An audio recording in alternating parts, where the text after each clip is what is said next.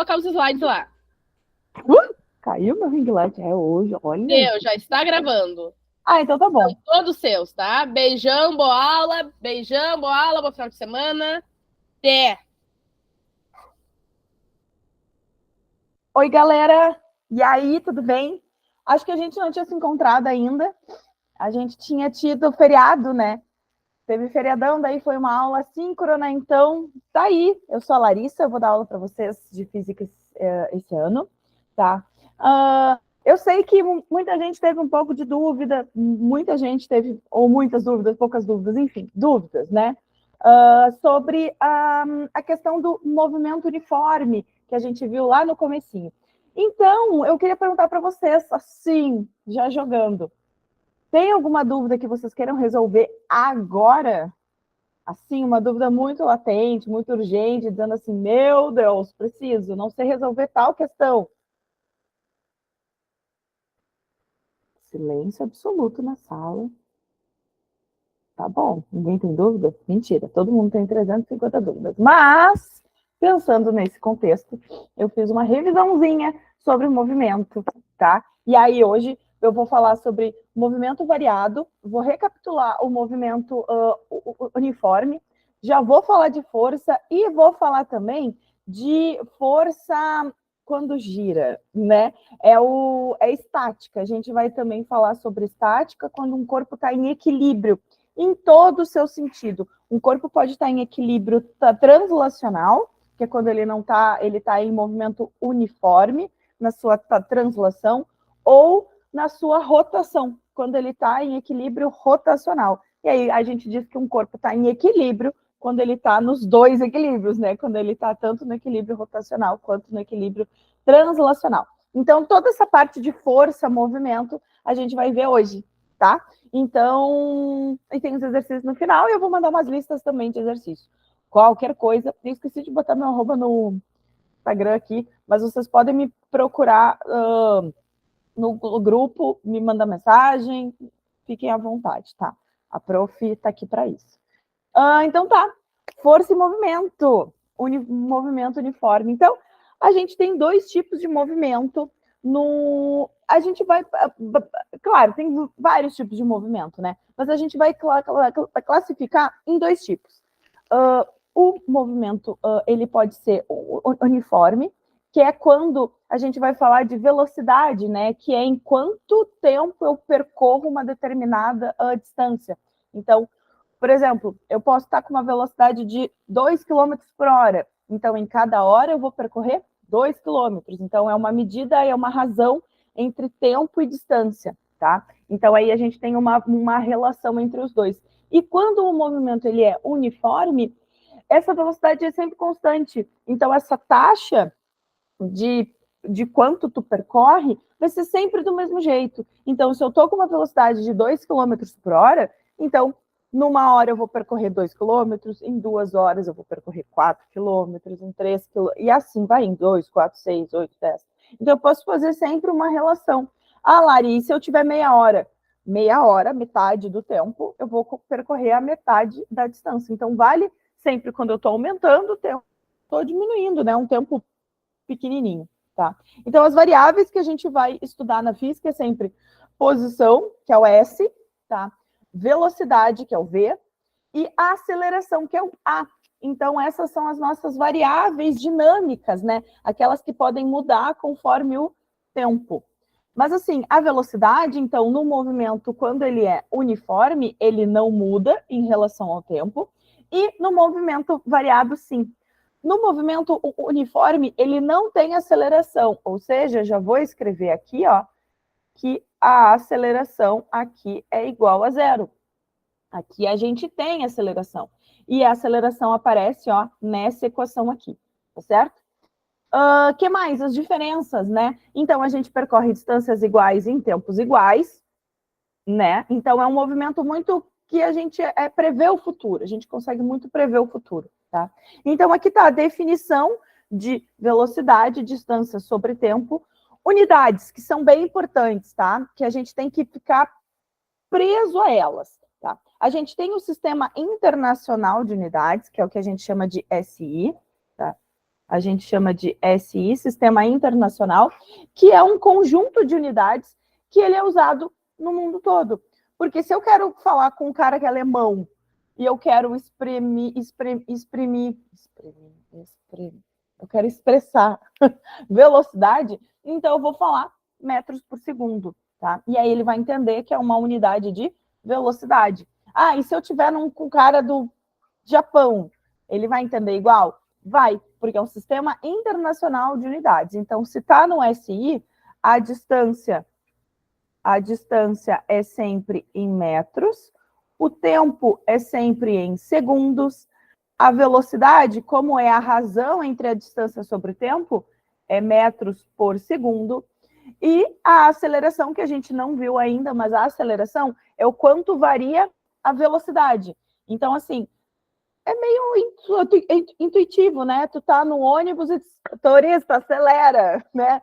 Vamos, vai mais rápido, né? Então, eu quero mudar a minha velocidade.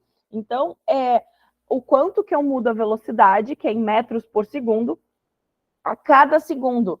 Então, aí tem um segundo vezes segundo que fica metros por segundo ao quadrado, tá? Então, essas são as unidades padrão do SI. E padrão para a gente também, tá? E massa é sempre em quilogramas, tá? Então, em quilogramas. Aí vocês me perguntam assim, Larissa, pode estar em outras unidades?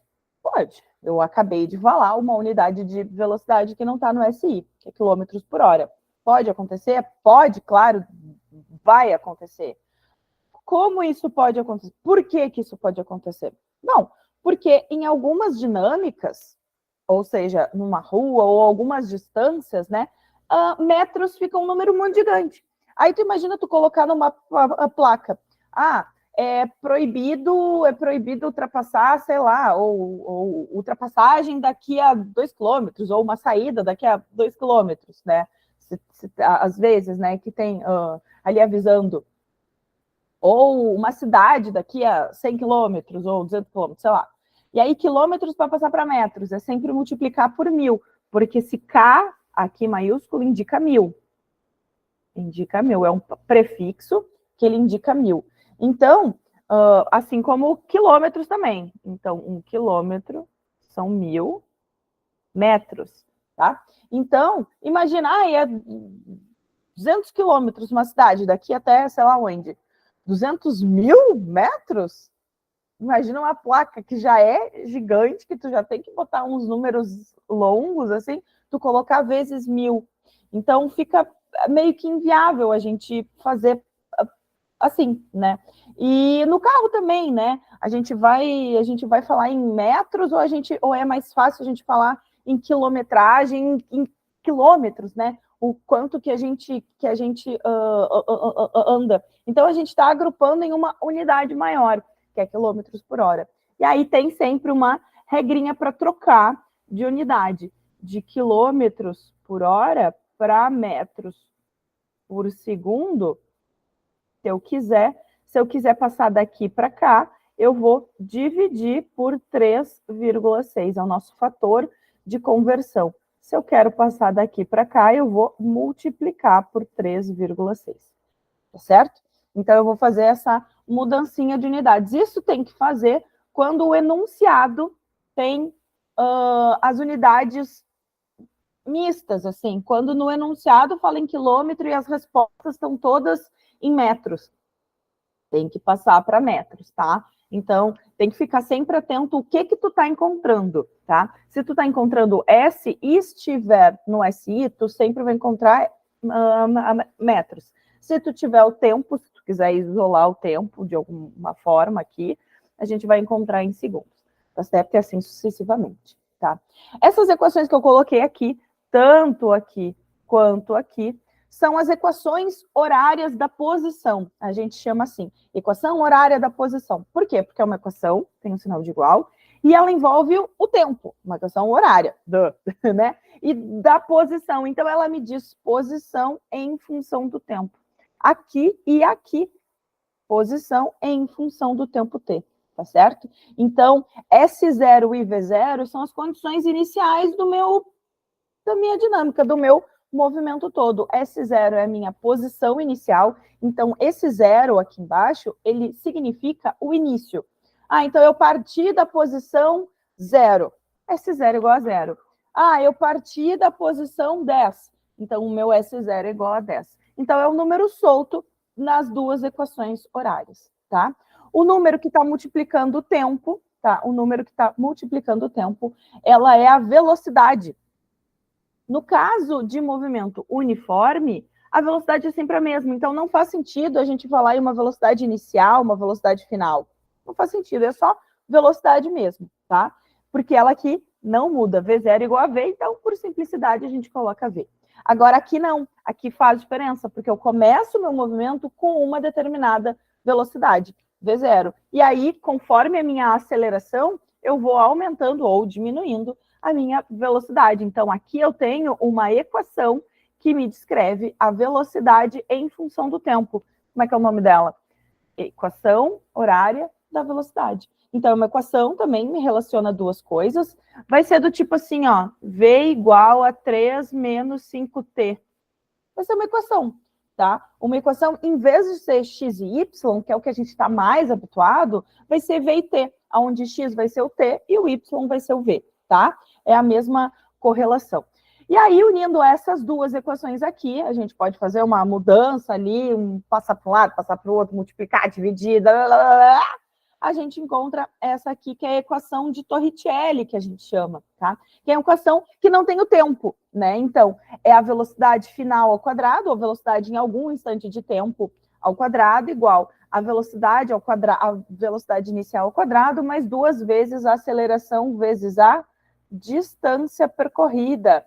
Distância percorrida, prof, é a mesma coisa que posição? Não é. Não é a mesma coisa que posição. Elas estão bem parecidas, assim, tá no mesmo mundo, mas não é uma coisa igual. Então, por exemplo, quando eu tenho uma reta, as retas são super maravilhosas.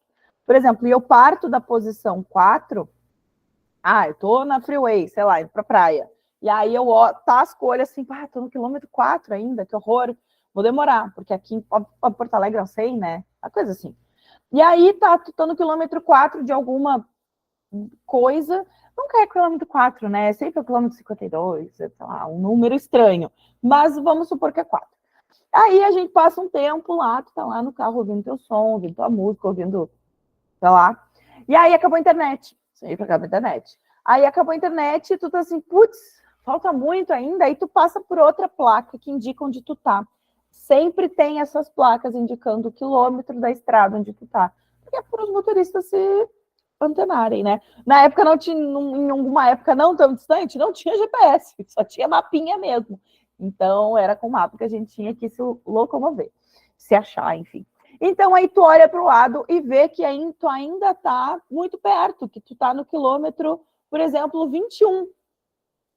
E aí eu te pergunto, eu andei 21 quilômetros nesse período de tempo? Não andei 21 quilômetros. Assim como eu não andei 4 também. A gente andou sempre a diferença entre eles. Então, o 4 vai ser meu S0, o 21 vai ser meu S, e a distância percorrida, o meu deslocamento, distância percorrida, enfim, é sempre a diferença, é 21 menos 4. Então, 21 menos 4 aí vai dar 17? 17, sei lá, se eu tô no SI, eu falei em quilômetros, né? Mas vamos botar em metros, que é sempre no SI para se acostumar. Então, 17 metros, tá certo? Então, essa é a diferença do SS0 para o D. Agora, vamos falar um pouquinho sobre velocidade e aceleração, estando no mesmo sentido ou não. Vocês percebem uma coisa que eu falei em S, de space, sei lá, que pode dizer, mas eu não falei de direção. Eu não sei se eu estou no movimento horizontal, eu não sei se eu estou no movimento vertical, se eu estou fazendo um movimento na diagonal. Eu não falei disso, eu falei do tipo de movimento. Então, eu posso ter um movimento que ele é uniforme, estando na horizontal. Ou estando na vertical, será que eu posso? Não posso. Na vertical, estando na Terra bonita, ou em qualquer outro planeta, perto de outro planeta, ou na Lua, um satélite, enfim, ou uma massa muito gigante que tenha gravidade em volta dela, que ela ofereça um campo gravitacional em torno, É o caso da Terra, é o caso da Lua, é o caso de todos os planetas, tá? Então, objetos que estão ao redor desses lugares sofrem ação do campo gravitacional, que é a nossa gravidade, nossa bonita. Então, no movimento vertical, a gente vai ter a gravidade. E a gravidade aponta para onde, meus amigos, meus aluninhos queridos? Sempre para baixo. Prof, é sempre para baixo? É sempre para baixo. Por quê? Para baixo está o nosso chão. Ai, se eu tiver de ponta cabeça. Aponta para cima, então. Né? Mas é para baixo, é em direção sempre ao chão, tá? É em direção sempre vertical, na direção do nosso chão. Por que isso? Porque é uma força de natureza radial, ou seja, ela é do centro da Terra e ela irradia na sua superfície. Então, se a gente está na superfície, que para a gente não é redonda, ela é redonda, mas a gente não enxerga a curvatura da Terra. Claro, se eu estiver num campo, eu consigo fazer experimentos onde a gente vê isso. Mas para a gente, numa quadra, na rua, para a gente o chão é reto. Ai, tem calçadas e tal, mas para a gente o chão é reto, e aí os objetos sempre tendem a cair pro chão, vertical para baixo, tá? E assim, se eu estiver lá no Japão ou em qualquer outro, no Polo Sul, no Polo Norte, é sempre pro chão, do Polo Sul para o Polo Norte. Então pode estar, é sempre entrando em direção à Terra, sempre vertical, nunca é oblíquo, então tu nunca vai ver um objeto cair na diagonal como sendo o padrão. Se eu tiver um vento e arrastar o meu objeto, que eu estou deixando ele cair, aí ele pode fazer um movimento, mas isso é por conta do vento, não por conta da gravidade, tá? Então, a gente tem um exemplo de movimento variado na vertical, que é um movimento de queda livre. Por exemplo, quando eu não tenho nenhuma outra força a não ser a força da gravidade agindo. Sempre que eu tenho força agindo, que é um agente de movimento, a gente tem aceleração. Então, o movimento vertical é um tipo de movimento variado na vertical e ele pode ter um aumento da velocidade ou um decrescimento da velocidade, do módulo da velocidade. Essas duas barras me indicam o módulo da velocidade, do V, que é o que está dentro. Então, o módulo é um número, tá? Sem sentido. Que sentido é quando é mais é para cima, menos é para baixo. Mais para a direita, menos para a esquerda. Então, a gente convenciona esses sentidos. Ai, no meu mundo, para a esquerda é mais e para a direita é menos. Tudo bem, não tem problema nenhum. Para o meu movimento para baixo é negativo, para baixo é mais e para cima é menos. Pode admitir. Isso aí é questão pessoal. Na física, como é que funciona? Não é tão pessoal assim, tá? Então, na física, convencionalmente, na direção vertical, para baixo é sempre negativo. O que vai acontecer é nessa equação aqui, e nessas que tem aceleração, tu tem que te adequar a isso. Tu vê esse sinal aqui? Ele é positivo. Então, ele indica qualquer sentido. O sentido ele vai ter da aceleração. Então, se a minha aceleração, que no caso vai ser o G, ele vai apontar para baixo, então, na equação de movimento, isso aqui vai ser menos G. Menos gt quadrado sobre 2, tá? Então, no movimento vertical, então, eu vou ter menos gt quadrado sobre 2, certo? Assim como vai ser menos gt, e também nessa equação aqui vai ser menos 2gd, certo? Então, é só trocar o A por menos G, tá? No movimento vertical, então, eu vou ter o G, e ele é negativo, por isso que a gente tem que botar o sinal para baixo, tá certo? Outra coisa, quando que eu tenho um aumento da velocidade e quando eu tenho um decrescimento da velocidade? Bom, aí que tá. Velocidade e aceleração são vetores, né? São grandezas vetoriais. O que elas são né? Assim, porque elas precisam de um sentido um pouquinho maior, tá? Grandezas escalares, que é o oposto, né? Que é aquela que a gente não precisa de sentido. É, por exemplo, o tempo. O tempo agora são 10 horas e 23 minutos. Então tá, 23 minutos. Daqui a 5 minutos vão ser 28 minutos, e assim vai indo. Eu sei que vai ir sempre, vai correr para o mesmo lugar, para o mesmo ponto. Tem questão de fuso horário? Tem, mas no mesmo lugar eu tenho o mesmo horário sempre. Então eu não estou indo, daqui a 10 horas vão ser, sei lá, o dia anterior ou o dia posterior, daqui a 10 horas, então se aqui é 10, então vão ser 20 horas. Em outro lugar vai ser meia-noite, 10 horas. Não, a hora vai passar sempre para o mesmo tempo, sempre do mesmo jeito para frente, né? Outra coisa, outra grandeza do tipo que não precisa de sentido é a temperatura. Hoje está fazendo 20 graus, 19 graus, 15 graus, sei lá, frio. Tá frio, 12, 13, sei lá, um número aí. Para a direita, para a esquerda, não faz sentido. É 20 graus, o meu ambiente está 20 graus, 20, 30, sei lá.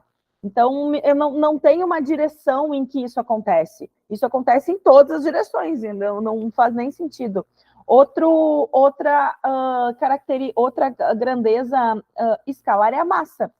2 quilos, 3 quilos, 4 quilos. Para a direita, para a esquerda, para cima, para baixo. Não.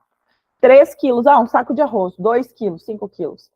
É isso, tá? Não precisa de complemento. Agora, velocidade não. Velocidade, eu já preciso dizer se é vertical ou horizontal, porque eu preciso dizer para onde é que eu estou indo, né? Eu estou com 2 km por hora. Tá, no contexto de um carro, eu sei que é horizontal, mas daqui a uns anos, vai que ele possa ter carro voador. E aí tu tem que dizer direção e sentido, ele está subindo, ele está descendo. Tu não sabe se está falando de um foguete, aí é para cima, tá? Mas sei lá, daqui a pouco tem um carro voador e ele pode ir para qualquer direção, inclusive ali horizontal. Então, precisamos dizer se a gente está na horizontal ou vertical, tá? E mais, sentido. Eu preciso dizer se eu estou no movimento horizontal, se eu estou indo da direita para a esquerda ou da esquerda para a direita. E por isso que a gente põe o sinal positivo ou sinal negativo. E esse S e o V também podem indicar se a direção é vertical ou horizontal. A gente pode botar, em vez de S, X ou Y, X ou Y, X para o movimento horizontal, Y para o movimento vertical, e aí S0 seria X0 e Y0, é só para identificar a direção, e o V a gente pode botar também Vx ou Vy, que é a velocidade em X, a componente da velocidade em Y. É só isso, tá? A gente vai identificar. A gente vai fazer aqui isso? Não vai, tá? A gente não vai. A gente vai usar só essas duas equações e a gente vai... Porque eu não vou ter composição de movimento aqui, tá? Eu vou ter só um tipo de movimento sempre, ou vertical ou horizontal, tá? A gente não vai ter composição. Então, é isso, tá? Quem quiser exercícios de composição de movimento, me avisa que eu mando um materialzinho. Mas como isso nunca cai, então eu não deixo assim, tá? A gente vê só eles em separados, porque no Enem ele é muito mais focado em interpretação de gráfico, interpretação do movimento como um todo e dos conceitos do que outra coisa, tá?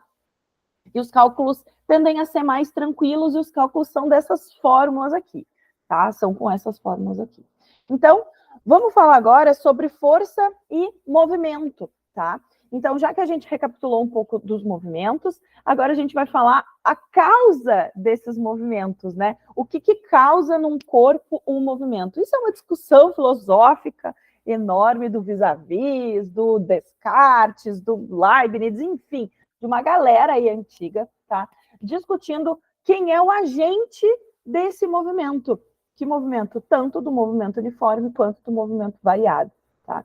Então, a gente diz que um corpo, ele está livre de força resultante, né? Quando eu não tenho forças atuantes no meu corpo, quando ele está em equilíbrio, tá? Então, esse é o conceito de equilíbrio, quando o meu corpo está pleno e serelepe. O que isso significa? Significa que eu não tenho um movimento acelerado, tá? Que eu não provoco uma aceleração. E aí vem o conceito de força, tá? Força, então... eu errei rude aqui. MV, eu estava fazendo outra coisa, cliquei M. Gente. já vou arrumar aqui, ó. MA, MV não, MA. Tá? Então, a força de um corpo é o agente daquele movimento. Então, é o responsável por dar movimento, por fazer com que os meus corpos adquiram movimento, tá? Mas também eu posso estar agindo, o meu corpo pode estar sob ação de forças e mesmo assim não está com aceleração. Por exemplo, quando eu estou agora. Todos nós, sem sombra de dúvidas, estamos sob a ação da gravidade, tá? Então, é uma força que a Terra faz, que a Terra produz em torno ao seu entorno, tá? Puxando todos os corpos para o seu centro. Então, puxando todos os corpos para baixo. Só que eu não estou caindo. E aí, agora? Quem é que está me segurando? Então, se eu não estou caindo, alguém está me segurando. A cadeira. A cadeira está me segurando. Então, eu tenho aí que a cadeira está fazendo uma força contrária à gravidade, as duas forças estão agindo sobre mim, então o peso está apontando para baixo, e aí a força de sustentação está apontando para cima, no meu corpo. Os dois estão apontando em direção a mim, em mim, então elas estão se anulando. São forças de natureza completamente diferentes. A cadeira tem a sustentação dela, e a gravidade é de origem gravitacional, é por ter massa. Então, a origem delas são completamente diferentes. E aí, eles não fazem par ação e reação, que eu já vou falar.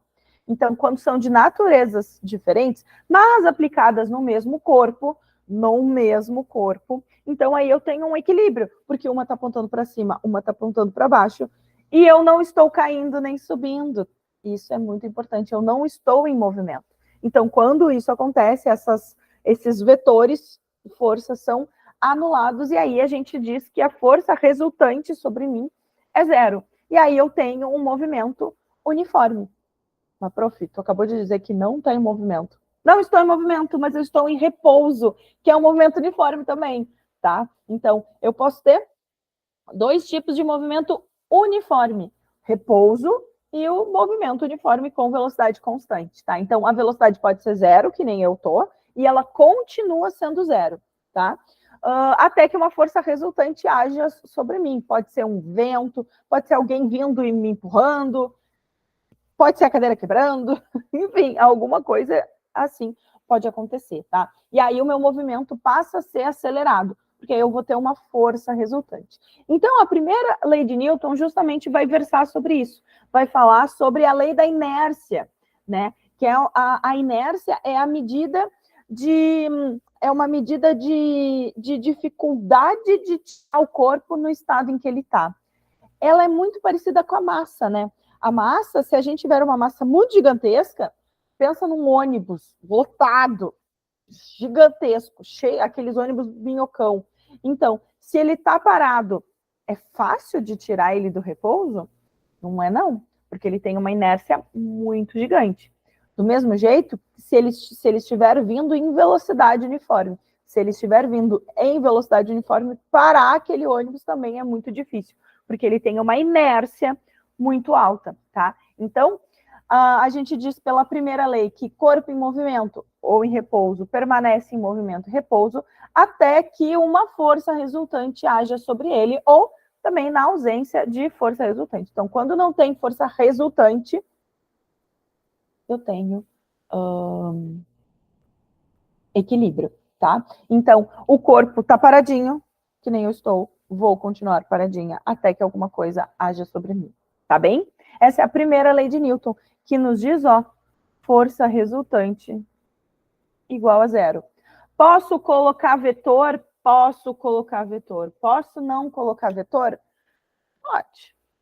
Porque assim, ó, força, assim como aceleração e velocidade, são grandezas também, é uma grandeza vetorial. O que isso quer dizer? Força, eu preciso indicar para onde eu estou apontando, empurrando o meu objeto, empurrando, puxando, enfim. Né? Eu preciso, a Terra sempre puxa as coisas, é uma força invisível, eu não preciso estar em contato também para uma força acontecer, que nem imã de geladeira.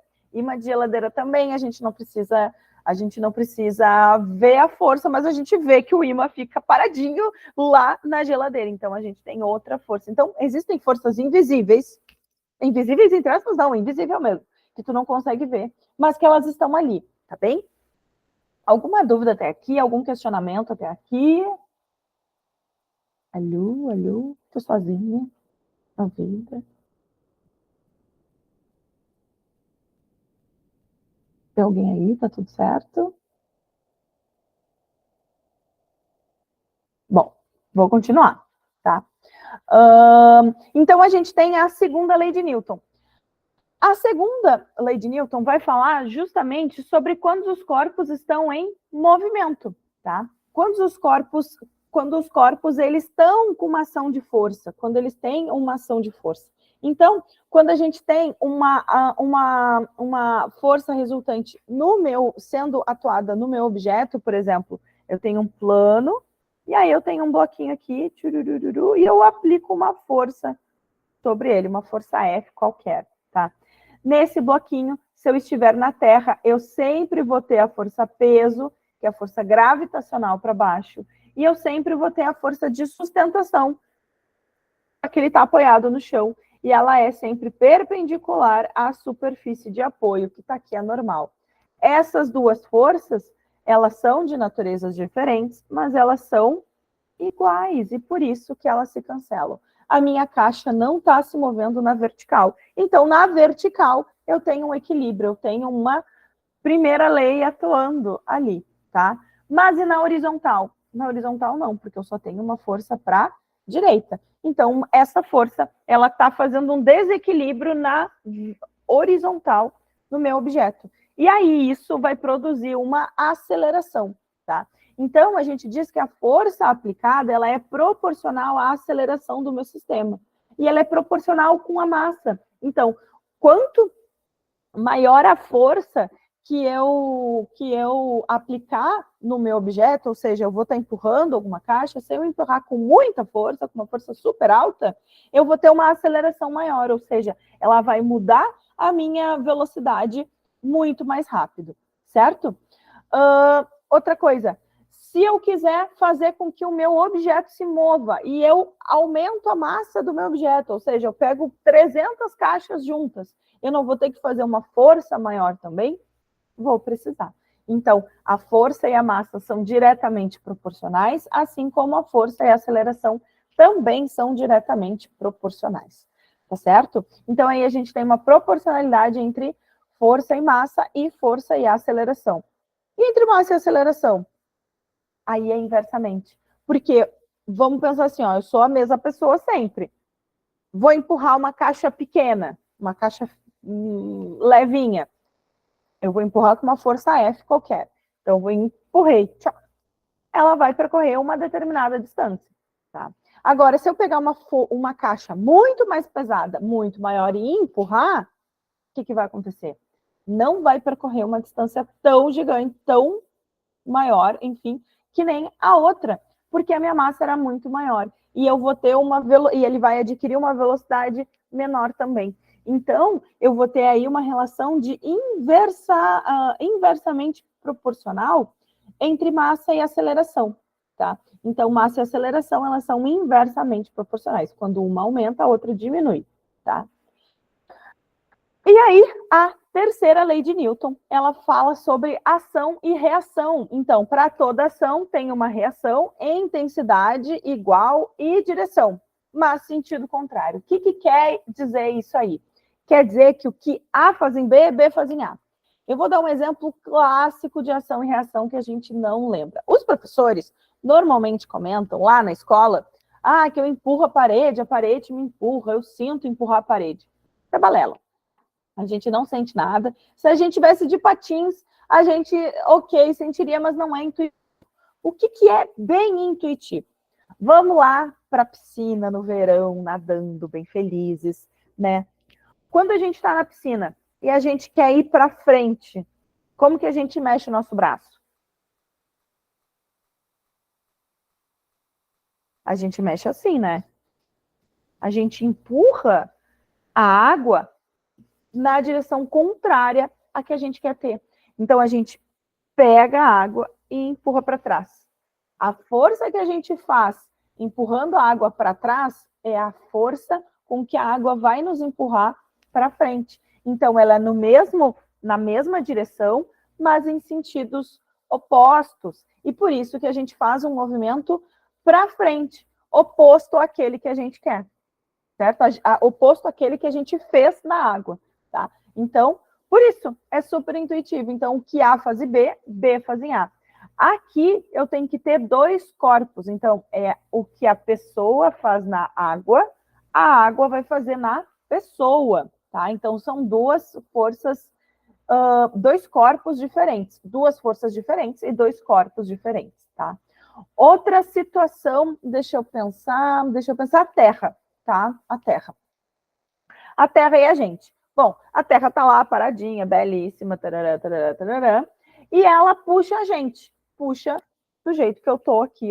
Se eu só tirar a cadeira, eu vou ser puxada. Se eu me jogar na janela, se eu jogar qualquer coisa, tá, ela vai cair em direção ao chão. Por quê? Porque a Terra está puxando, tá? Eu tenho uma força ali vertical para baixo. Beleza, já entendemos isso.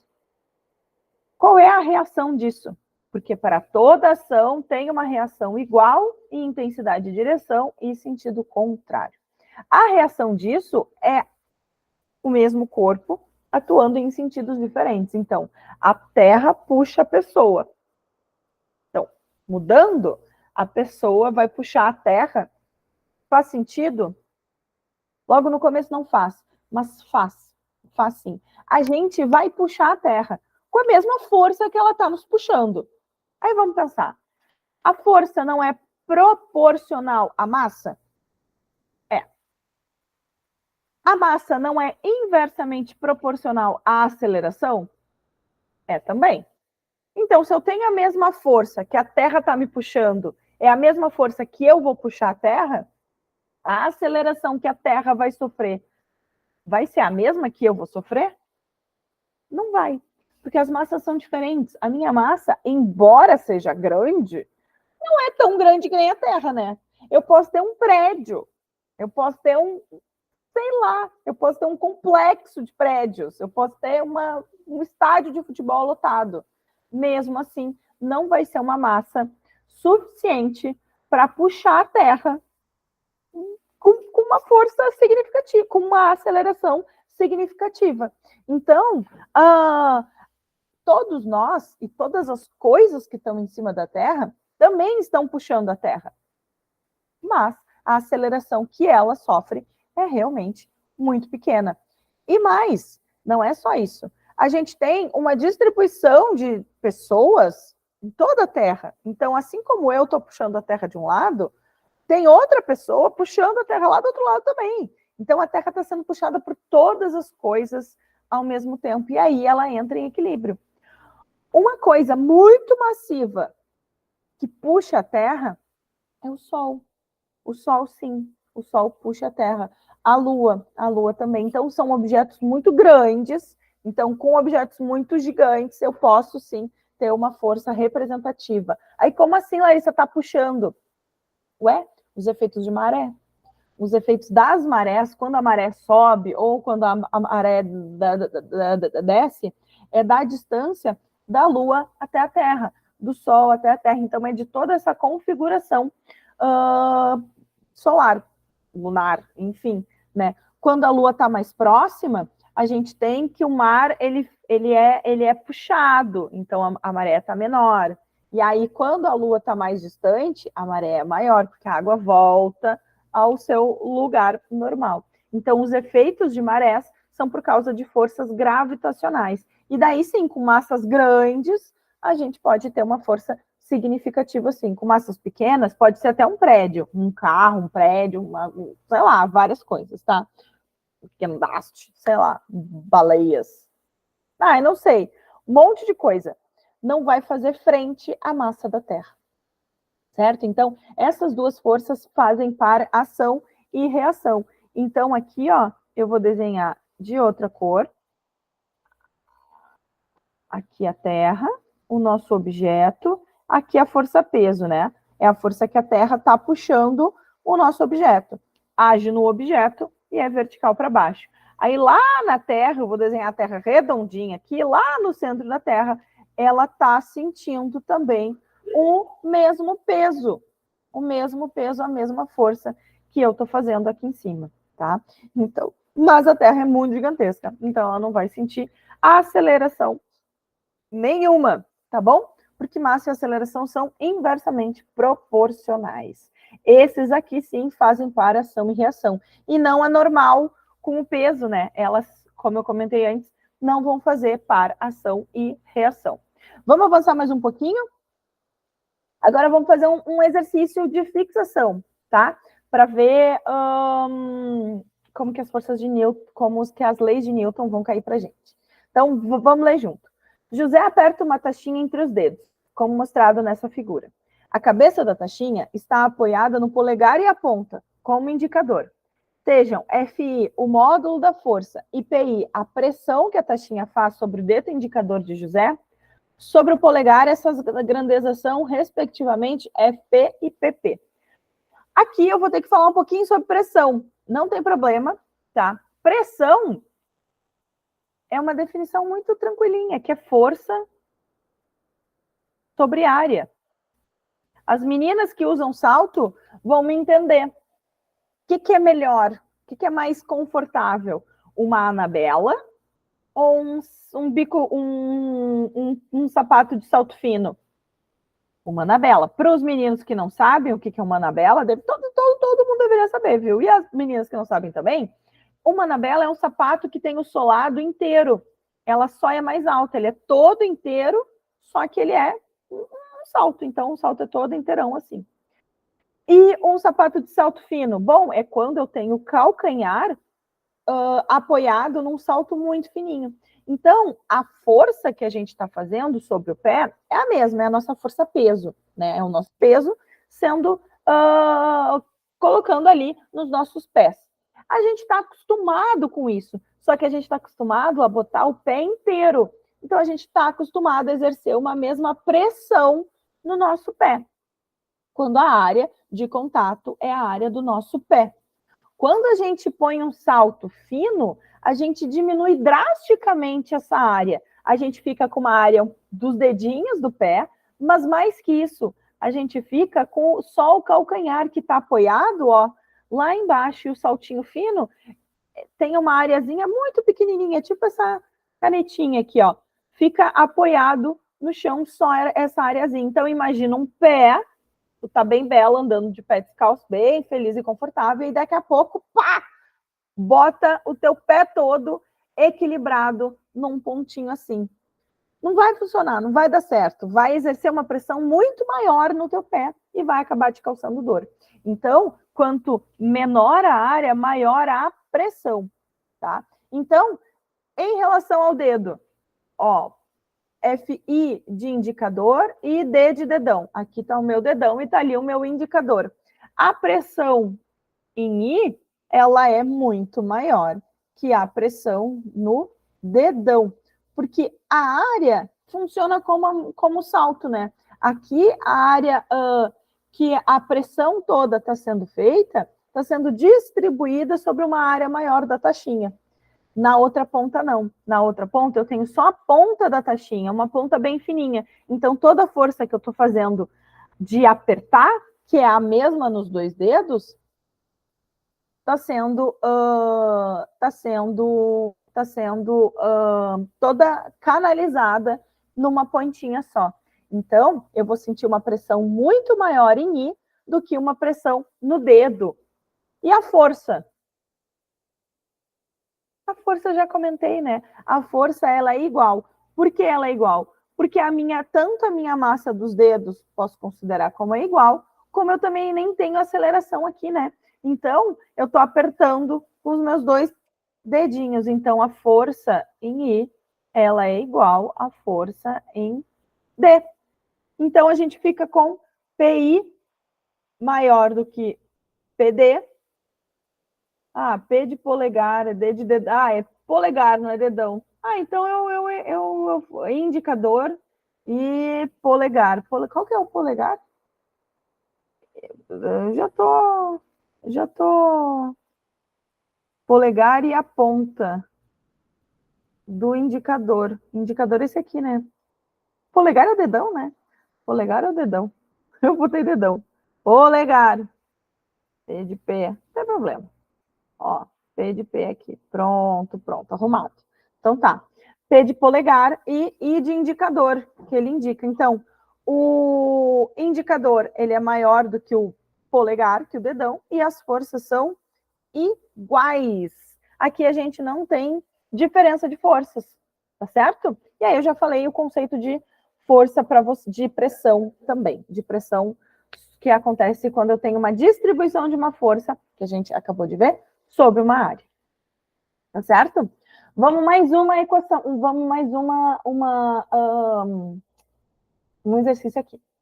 Um automóvel com uma massa de 1.200 quilos, deixa eu aceitar lá, aceitar outra pessoa aqui. Ah, não, já foi aceito. Ah, então tá bom. Ó. Então aqui, ó. Um automóvel com uma massa de 1.200 quilogramas tem uma velocidade de 72 km por hora quando os freios são acionados, provocando uma desaceleração constante e fazendo com que o carro pare em 10 segundos. A intensidade da força aplicada pelo carro ao carro pelos freios vale em newtons. Newtons é a nossa unidade de força. Então tá tudo certo, tá no SI. O que não tá no SI? Ó, vamos anotar todas as coisas aqui. O que não está no SI é a nossa velocidade, que está em quilômetros por hora, certo? E aí ele pare com 10 segundos. E aí ele quer saber a força aplicada em newtons. Então tá bom. Tá aí todas as informações sublinhadas, então vamos colocar agora, caneta. Vamos colocar aqui. Então eu tenho massa de 1.200 quilogramas, a minha velocidade inicial, porque ele vai parar. Então, eu tenho uma velocidade inicial e uma velocidade final. Então, é 72 quilômetros por hora. E aqui eu já vou fazer uma pausa e vou trocar as unidades de quilômetros por hora para metros por segundo. Lembra que a gente tem que dividir por 3,6. Então, dividindo isso aqui por 3,6, a gente vai ter 20 metros por segundo. Então, é essa unidade aqui que a gente vai usar, esse valor de velocidade que a gente vai usar. Então, quando a gente vê, quando aplica os freios, então, uma desaceleração, então, ou seja, uma aceleração negativa, a gente vai encontrar uma aceleração negativa, e ele vai parar em 10 segundos. Então, o tempo foi de 10 segundos, está certa a unidade, e parar. Parar é quando a nossa velocidade final é 0. E ele quer saber o quê? Ele quer saber a nossa força. Então, a gente tem que ir lá buscar nas nossas equações. Força, como eu falei no slide anterior, é massa vezes aceleração. Então, eu quero saber a força, tenho a massa, que é 1.200, e está em quilogramas, ou seja, está na unidade certinha, e eu preciso da aceleração. E eu não tenho aceleração.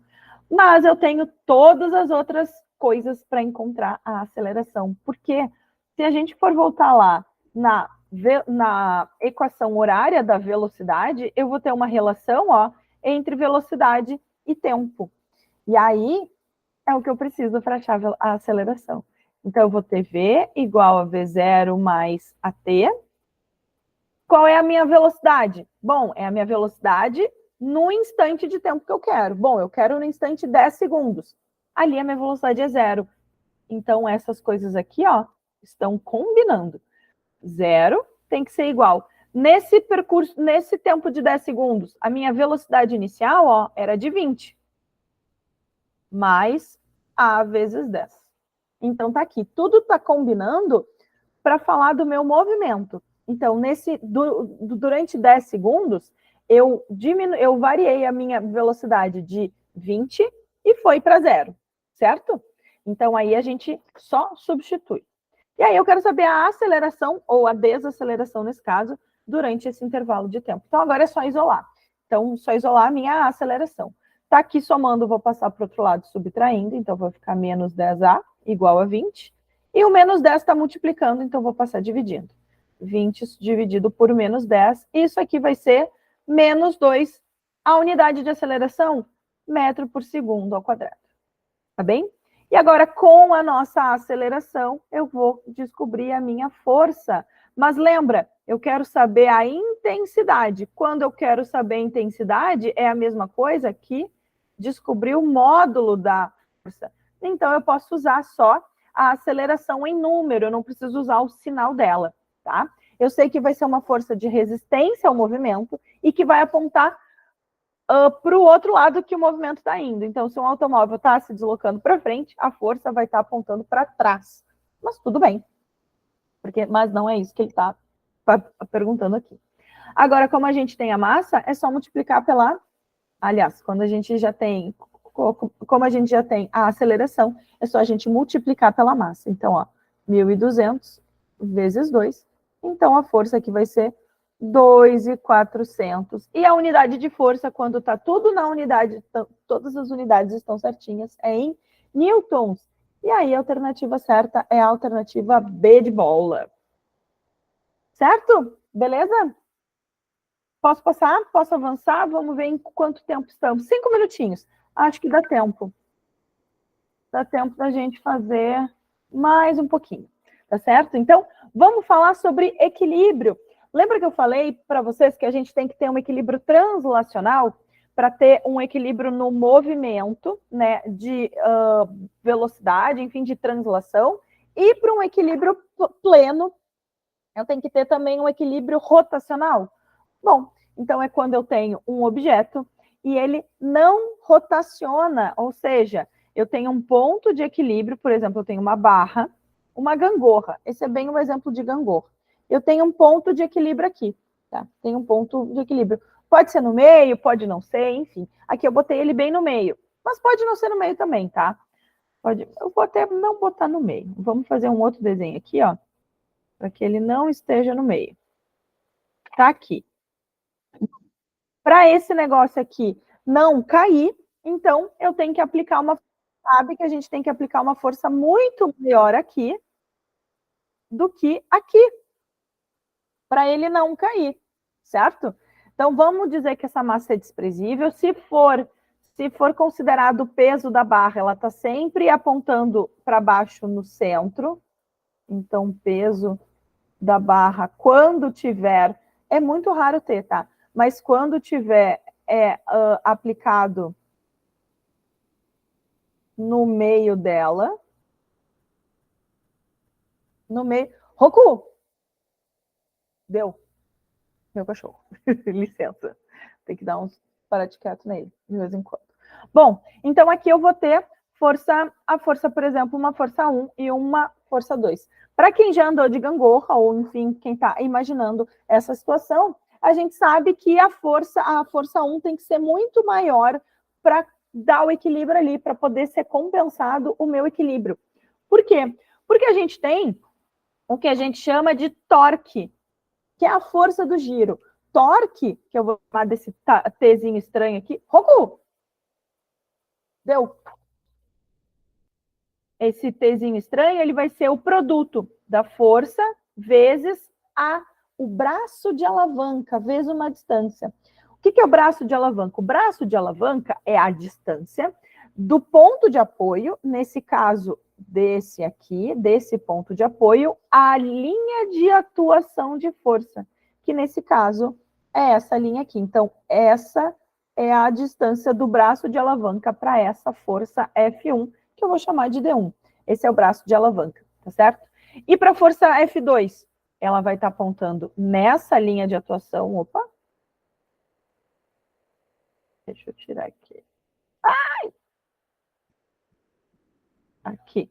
Então, ela vai estar atuando aqui nessa pontinha, e aí vai ser essa distância D2. Quanto maior o braço de alavanca, menor a força que eu tenho que fazer para botar o meu corpo em movimento. É o caso de uma porta.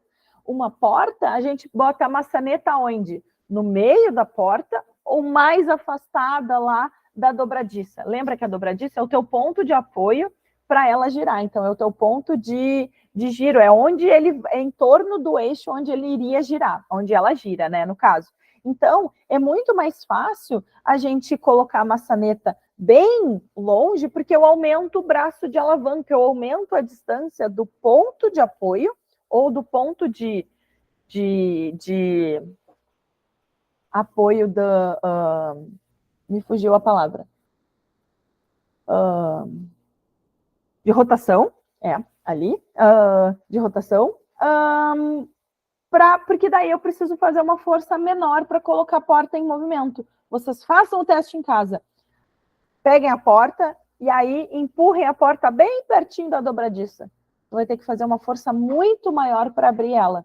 E agora, se tu colocar a mesma força bem longe, tu tá aumentando o teu braço de alavanca. E daí tu tá maximizando o teu torque. Então, tu tá fazendo uma rotação muito mais rápido. Então, esse é o braço de alavanca. E para a gente ter equilíbrio, a gente não quer que gire. Então, se eu tenho um ponto de equilíbrio, eu tenho que encontrar o ponto aqui de equilíbrio para minha barra manter sempre na horizontal, sem girar, sem haver a queda, sem haver o giro. Então, nisso a gente diz que é o produto da força pelo braço de alavanca, e tem que ser igual nos dois sentidos. Por quê? Se eu tiver a representação dessa barra aqui, ó, se eu estiver fazendo F2, só F2, então eu vou estar apontando, o meu giro vai estar fazendo para cá, certo? Então ele vai estar fazendo um giro nesse sentido, que é o sentido horário, tá? E se agora eu tiver só F1, a minha barra vai estar girando para o outro lado, para o sentido anti-horário. Então, cada força produz um torque em sentido oposto. Então, a gente tem que ter todos os torques que produzem força para o lado que fazem um giro para o sentido horário, sendo igual ao que produz força no sentido, um torque no sentido anti-horário. Torque é o equivalente da força, tá? É o equivalente da força para a rotação. Então, esse aqui é o sentido de equilíbrio, de estática, tá? A gente chama de estática esse conteúdo. Já deu nosso tempo, então eu vou deixar esse exercíciozinho. Não vou deixar, vou fazer, vou invadir o da outra prof, porque esse aqui é bem tranquilo, tá? É uma questão da URGS e que fala justamente de equilíbrio. A barra da figura é um corpo rígido de peso desprezível, como sempre vai ser, apoiada no ponto P, tá? Qual o módulo da força F que mantém a barra em equilíbrio mecânico na posição horizontal? Então, a gente quer qual que é a força aqui para manter o nosso equilíbrio. Então, as distâncias, ó, uma é 60 e a outra é 30. E uma força é 20. Então, a gente tem F1, a gente não tem, que é a nossa F. A distância D1 é 60 centímetros. E aqui não tem problema estar em centímetro, desde que as duas distâncias estejam na mesma unidade. A nossa F2 vai ser 20 newtons. E aí, a nossa distância 2 é a nossa 30 centímetros. E aí, a gente tem que o produto da força vezes o braço de alavanca tem que ser sempre o mesmo. Então, F vezes 60 tem que ser igual a 30 vezes 20, tá certo? Então, F tem que ser igual a 30 vezes 20 dividido por 60. A nossa força aqui, 3 vezes 2, 6. Então, vai dar 600 em cima e 6 embaixo. O 6 com 6 vai ficar 100. E aí, corta um zero e fica só 10 newtons, bem bonito, letra A. Um primor de questão, bem facinha, só para a gente aplicar o conceito mesmo. Tá certo? Então tá, galera, era isso por hoje. O que vocês têm de aula depois? Muito tranquilo, né? É tranquilo. Física não é tão ruim assim.